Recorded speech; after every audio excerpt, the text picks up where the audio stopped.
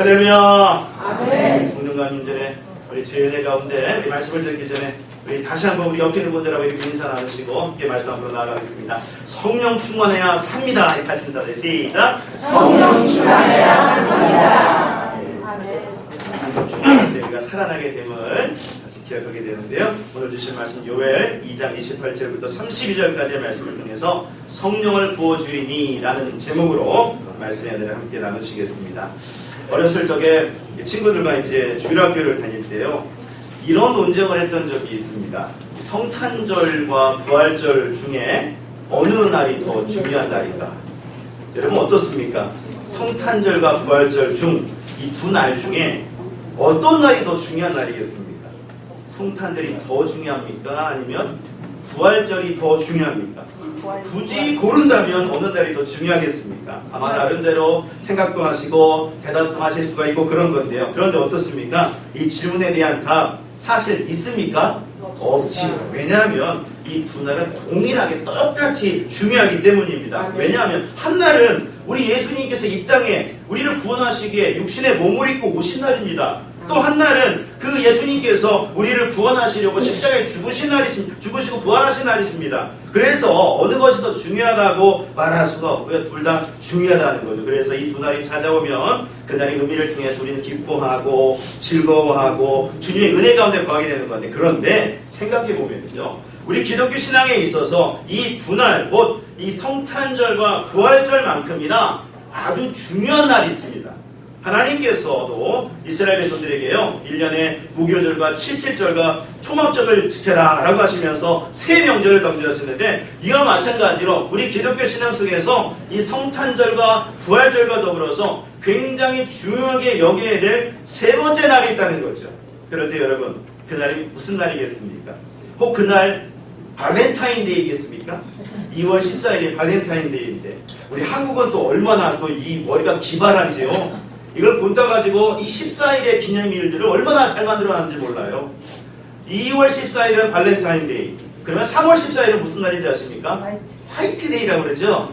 그래서 이것도 나눠가지고 또 발렌타인데이는 그 이제 여자가 이렇게 남자가 여자한테 초콜릿을 주나요? 그러고 화이트데이는 또 반대로 또 사탕을 주고요. 또 이렇게 만들어놨어요. 4월 14일은 블랙데이라고 합니다. 블랙데이. 여러분 혹시 들으셨습니까? 블랙데이. 그러니까 이 발렌타인데이나 화이트데이 때 아무것도 받지 못한 사람들이 짜장면 같이 먹으면서 씨름을 달래라 해가지고 블랙데이라 만들었대요. 그리고 5월 14일 어제였죠? 어제였는데 로즈데이랍니다. 사랑하는 사람끼리 장미를 주면서 또 기념해라.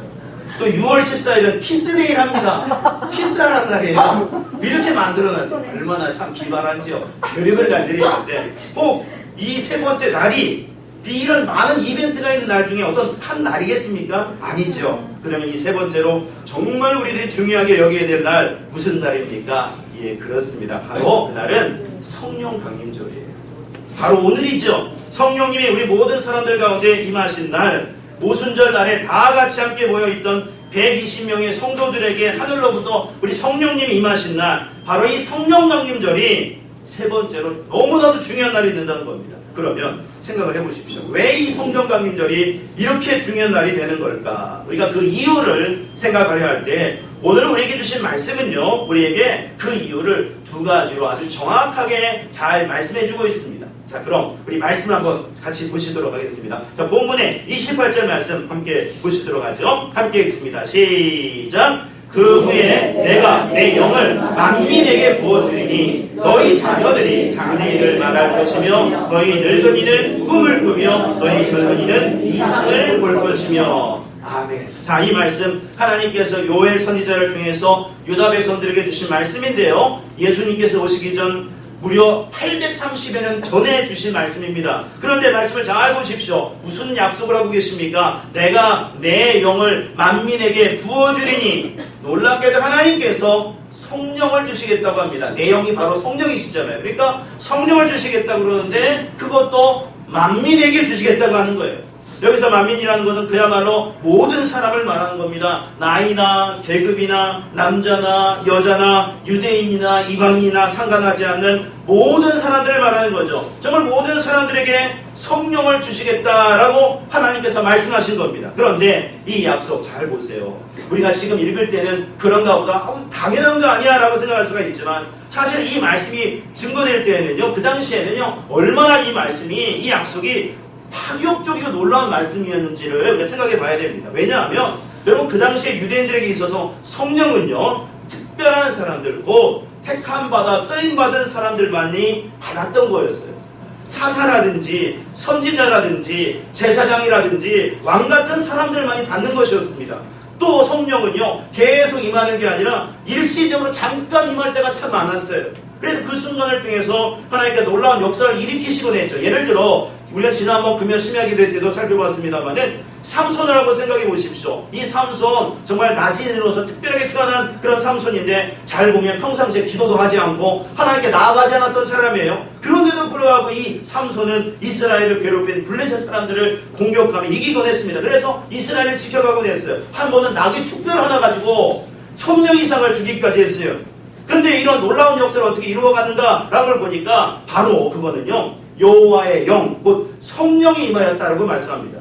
특히 갑자기 성령이 임해가지고 그런 힘들을 발휘하게 되었다라고 말씀하고 있죠. 이렇게 구약에서는요, 아무나 성령을 받는 것이 아니라 누군가 특별한 사람만이 받는 것이었습니다. 그런데 지금 말씀을 보세요. 하나님께서 놀랍게도 만민에게 성령을 주시겠다고 하십니다.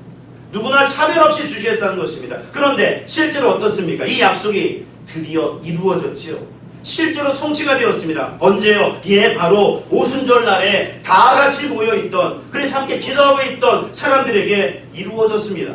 예수님이 죽고 부활하신 후에 40일 동안 이 땅에 머무시다가 하늘로 올라가셨는데요, 그 후 10일이 지난 오순절 날에 드디어 성령이 임하게 되었다는 거예요. 정말 누구도 상상할 수 없는 파격적인 일이 일어나게 된 것이죠. 사실 이 성령에 대한 약속은 우리 예수님께서도 누차 강조하셨던 말씀이기도 한데요, 이렇게 놀랍게도 성취가 되었다는 겁니다. 자, 그런데 여기서 이와 같은 말씀을 듣게 될 때 한 가지 질문할 것이 있습니다. 그건 바로 이처럼 성령이 임하는 하나님의 약속이 성취되었다라고 했었을 때, 그러면 이 성령의 임하심, 성령의 강림하심은 그 당시로만 끝나게 된 것인가? 라고 하는 것입니다. 약속과 말씀이 성취되었기 때문에 이제 그만인 것인가? 이 얘기는 결국 오늘의 우리의 상황 속에서도 이 성령의 임재하심, 함께하심이 그러면 계속되는 것인가? 라는 질문을 해볼 수가 있죠. 그런데요, 이 질문에 대해서 여러분 오늘 말씀 한번 보시기 바랍니다. 하나님은 오늘 말씀 속에서 이미 그 말씀 안에 답을 주고 계신 것을 보게 되는데, 왜 그러냐니까 오늘 본문의 28절 제일 앞에 보니까 뭐라고 되어 있습니까? 그 후에라고 말씀하고 있죠. 그 후에 이 말씀의 의미, 이걸 생각해보면 우리는 쉽게 지금도 성령이 임재하시는구나, 오늘 우리에게도 임재하시니 함께 하시는구나 라는 것을 쉽게 파악할 수가 있어요. 왜 그러냐니까 이 말씀을요, 이 베드로가 사도행전 2장 17절에서 인용을 하면서 이 그 후에라는 말씀을 말세라고 이렇게 인용을 했거든요. 말세. 그러니까 왜 이렇게 표현했는가 라고 하는 것은 그만큼 그 말씀을 잘 이해했기 때문이라고 볼 수가 있을 텐데, 이 말세라고 하는 말이요, 영어로는 in the last days라고 이렇게 표현을 하고 있는데, 어떤 특정한 날, 모년, 모월, 모일이 아니라 그야말로 마지막 날들이라는 표현이라고 볼 수가 있습니다. 곧 예수님께서 승차하신 후부터 예수님께서 다시 오시는 재림의 그 순간 안에 모든 날들을 말한다고 볼 수가 있죠. 그래서 그 날들 안에 거하고 있는 모든 사람들에게, 모든 만민들에게 성령은 임하게 된다라고 하나님은 말씀하시고 그것을 이루어 가셨습니다. 그러니 이 약속을 통해서 우리가 알 수가 있는 것은, 우리가 바로 주님 오실 재림을 바라보며 나아가고 있다고 할 때에 오늘도 성령은 우리에게 임하시고 내일도 성령은 임하셔서 우리를 인도해 가신다는 거예요.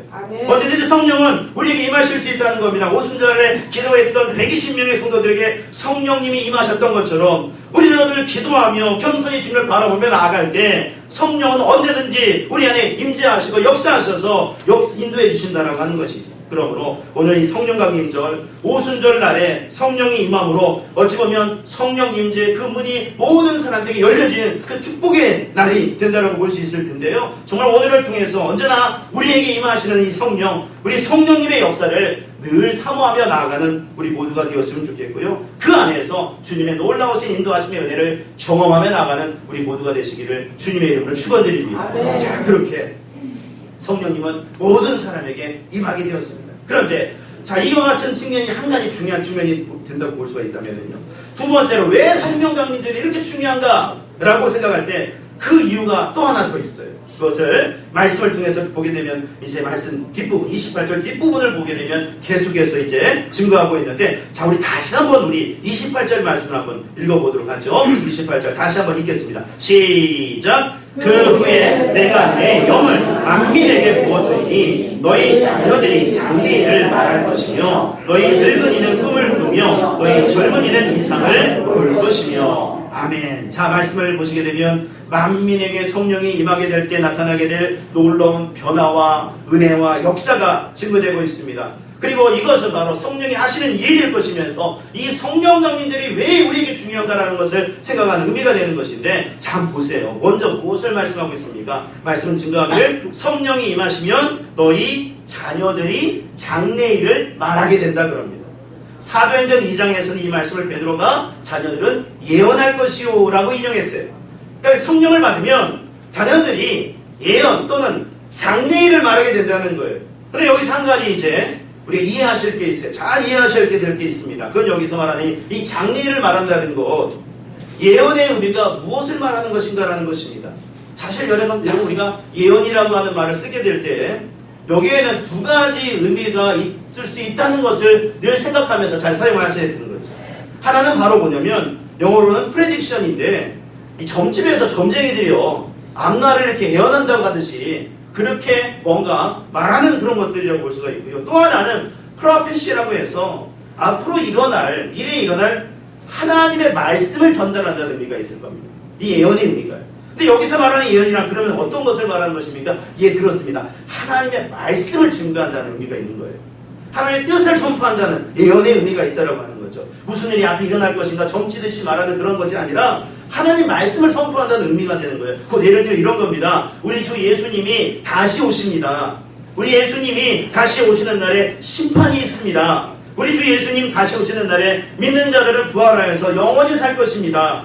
우리 모두는 언젠가 반드시 죽게 됩니다. 그리고 그 후에 심판이 있습니다. 천국에 가는 사람은 영생을 누리고 축복을 받지만 지옥에 가는 사람은 영원한 형벌을 받을 겁니다. 따라서 예수 믿을 때 온전하게 믿어야 합니다. 잘 믿어야 합니다. 지금 회개하고 용서하고 사랑하고 베풀어야 됩니다. 지금 행하십시오. 그래서 주님의 상급받은 사람이 되십시오.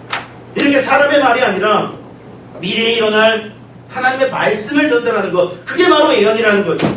그런데 보십시오. 바로 그런 예언을 우리 자녀들이 전한다고 합니다. 곧 이 말은 우리뿐만 아니라 우리 자손들이 계속 믿음 가운데 거하여서 하나님의 말씀을 전하게 된다는 것을 의미하는 거죠.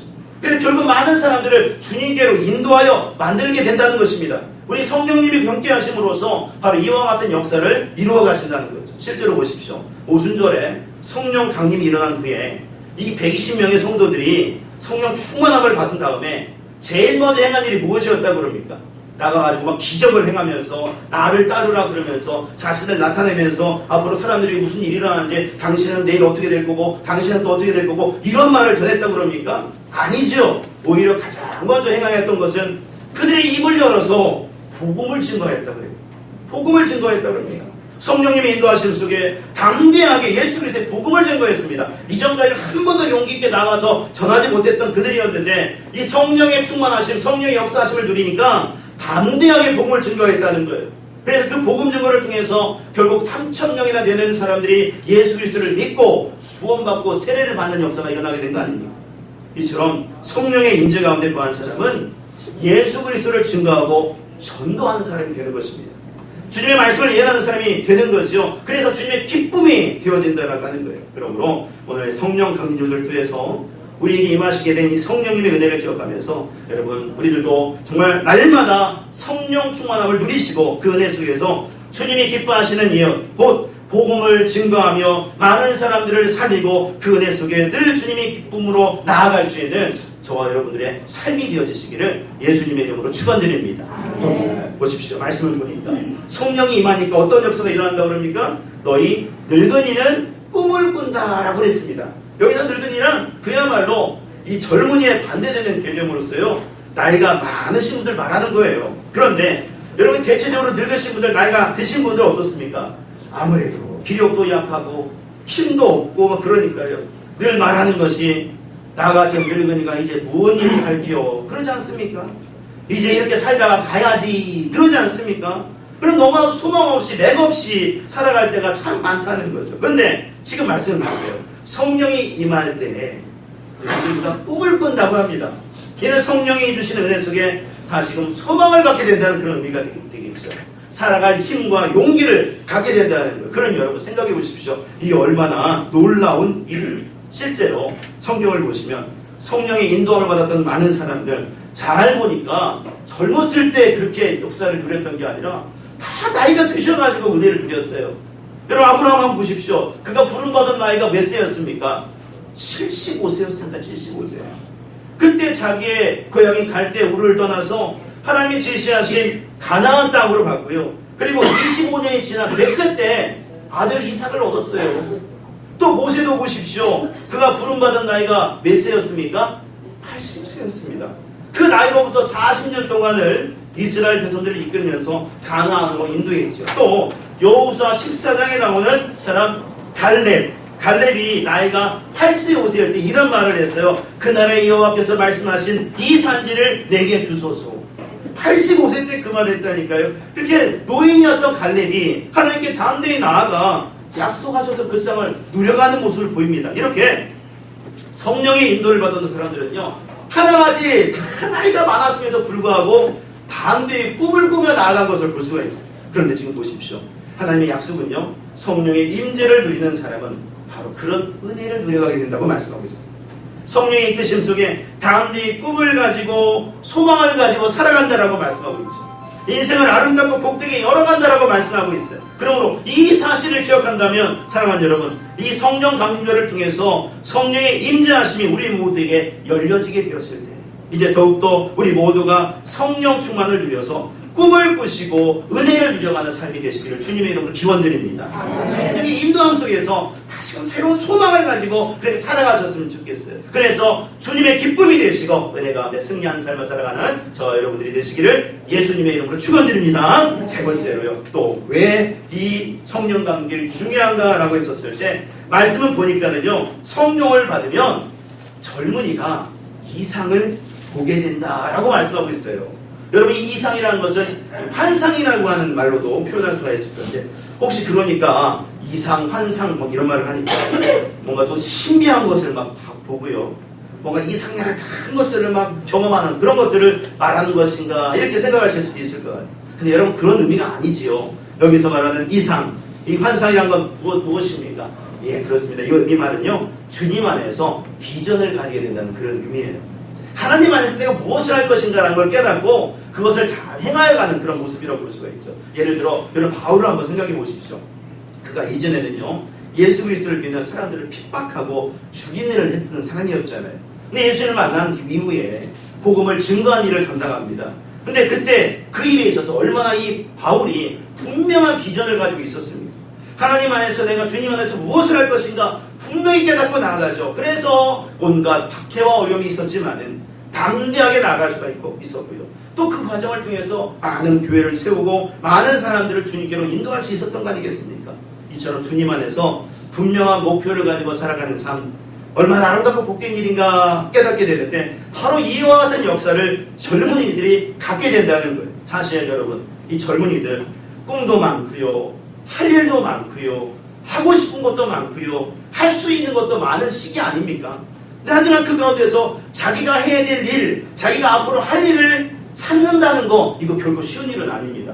그런데 성령님이 임하시면 그걸 찾게 된다는 거예요. 그리고 분명한 목표에 맞게 살아가게 된다는 거죠. 그러니 이것이 얼마나 아름답고 복된 일입니까? 이처럼 성령님이 임하시면 이상을 갖고 나가게 되는 거예요. 그리고 마지막으로 성령님이 임하실 때 나타나게 되는 은혜가 있는데, 자, 오늘 본문의 32절 말씀 한번 보세요.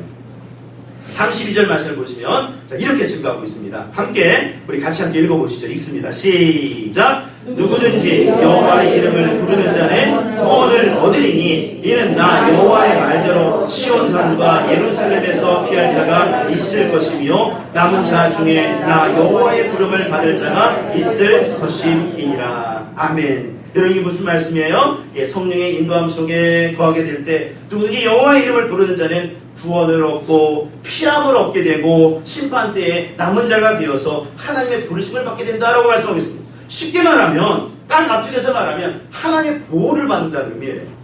성령님의 인도함을 받는 사람은요, 하나님의 보호를 받으며 나가게 된다는 거죠. 여러분, 이재철 목사님이라는 분이 하고 계시는데 이분이 새신자라는 책을 쓰셨어요. 근데 거기에 이렇게 보니까 이런 간증의 내용이 나와 있더라고요.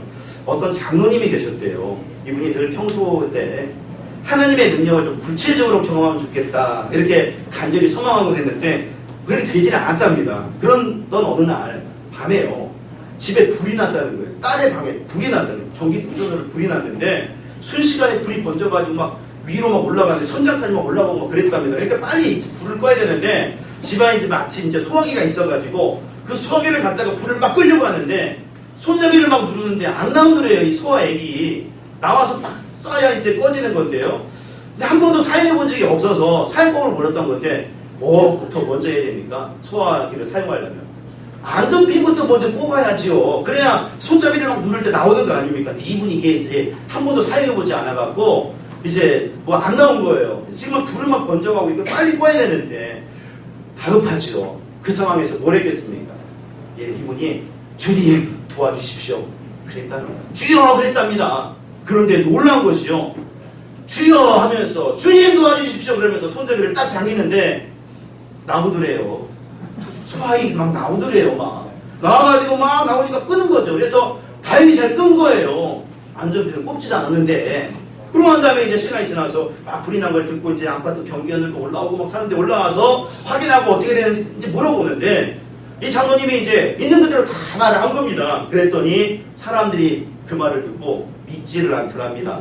말이 안 된다는 거죠. 왜 그러니까 소화기는 분명히 핀을 뽑아야 나오는 건데 이게 나왔으니까 그러면서 이건 말이 안 된다 막 그러면서 근데 또 보니까 그 소화기에 분명히 안전핀은 꽂혀 있거든요 지금도. 그러니까 이건 참 이상하다 그러면서 계속 믿으려고 하지도 않고 앞으로 믿으려고 하지도 않고 그러더래요. 근데 이 장로님은 아는 거죠. 뭘 알고 있습니까? 이것은 성령님의 인도하십니다. 이 소화기를 작동시켜 주신 분은 바로 성령님이시구나, 나를 도와주셨구나 라고 하는 간절한 그 체험을 하게 된 거예요. 여러분, 그렇습니다. 여러분, 성경 로마서 8장 26절을 보시면 이와 같이 성령도 우리의 연약함을 도우시나니 라고 말씀하고 있어요. 우리 성령님 우리의 연약함을 도우신다는 거예요. 우리 도우신다는 거예요. 우리와 함께 하시며 이끄시는 중에 우리를 도우시고 힘주시고 능력 가운데 인도해 가신다는 거죠. 따라서 이렇게 좋으신 성령님이 우리 가운데 역사하시게 된 날, 그러면 어떻습니까? 이제 더욱더 정말 감사하고 또 우리 성령님을 바라보면서 의지하며 나아가는 삶을 살아가야 되겠죠. 특별히 성령님의 은혜를 누려가려면 겸손히 기도하며 주님 앞에 나아가는 모습을 보여야 될 텐데 그렇게 성령님을 바라보며 나아가는 삶을 살아가야 된다는 것입니다. 그렇게 되면 우리 성령님이 역사하시는 중에 우리가 은혜를 드리고 그 가운데 아름다운 승리의 삶을 살아가게 될 수 있음을 여러분 꼭 기억하면서 우리 성령 강림절 오늘 귀한 이날을 통해서 우리 성령의 역사하심을 날마다 다시 한번 바라보며 나간 우리 모두가 되셔서 그 가운데 은혜를 누리시고 그 이끄심 속에 날마다 승리하시는 저와 여러분들의 삶이 되어주시기를 예수님의 이름으로 축원드립니다. 네. 하나님 아버지, 오늘 성령 강림 주일 우리 성령님께서 임하시는 이 날을 통해서 저희들 감사와 감격함 속에 주의 말씀을 들으며 오늘도 우리의 역사하실 우리 주님의 은혜를 바라보며 나아갑니다. 우리 성령님 날마다 의지하며 나가는 저희들에게 도와주시고 그 이끄심 속에 늘 거기에 도와주시사 저희들의 모든 삶 주님 허락하신 은혜로 날마다 승리하며 나가는 삶이 될 수 있도록 붙잡아 주시옵소서. 이 모든 말씀 사랑 많으신 예수님의 이름으로 기도 올려옵나이다. 아멘.